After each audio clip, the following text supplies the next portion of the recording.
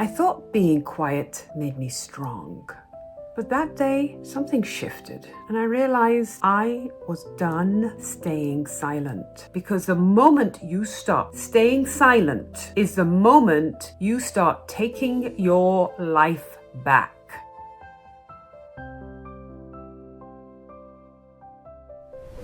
Today I'm talking about the moment I realized I was done staying silent. I remember the moment. I was sitting in silence again, holding it in, pretending I was fine. You know that feeling.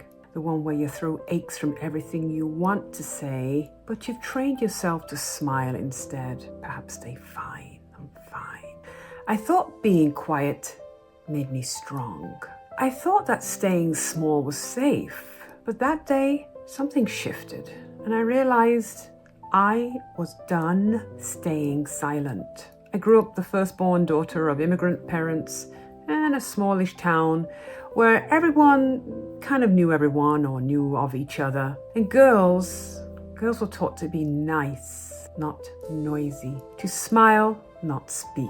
Being nice was very important. I was quiet, awkward, the girl who read books instead of joining conversations. And I learned early that silence kept the peace, but it also built walls. So I stayed behind those walls for many, many, many years. Even when I became a nurse, moved countries, built a life, raised a family, I carried that same belief. If I just kept giving, kept helping, kept doing, that would be enough. But deep down, I was disappearing. There comes a point in every woman's life when quiet stops feeling peaceful and starts feeling like a prison. That's what happened to me. I'd been everything for everyone else. The caregiver, the professional, the peacemaker. But when I looked in the mirror, I didn't recognize the woman staring back. I wasn't strong.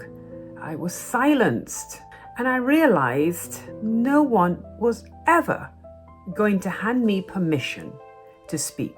No one. They'd only known me as quiet. They assumed that's what it was. I had to give permission to myself. And that realization changed everything. Because when a woman gives herself permission to be heard, take up space, to stop apologizing for existing, the entire world around her starts to shift. When I finally spoke up, it wasn't polished or perfect. My voice shook, I rambled, it was disjointed, my hands trembled, but it was real. And in that moment, I didn't just find courage, I found me. And that's when I started writing. First a few lines, then a page, and then a book.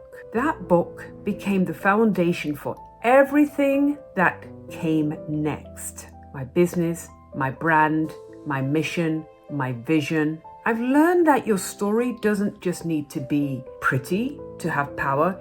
You don't need to be famous to be impactful. You just need to be honest, because there's always someone out there that's waiting for your words. So maybe you're watching this right now, quietly holding your breath, thinking you'll speak up after things get better. But listen, you don't have to wait until you have it all figured out.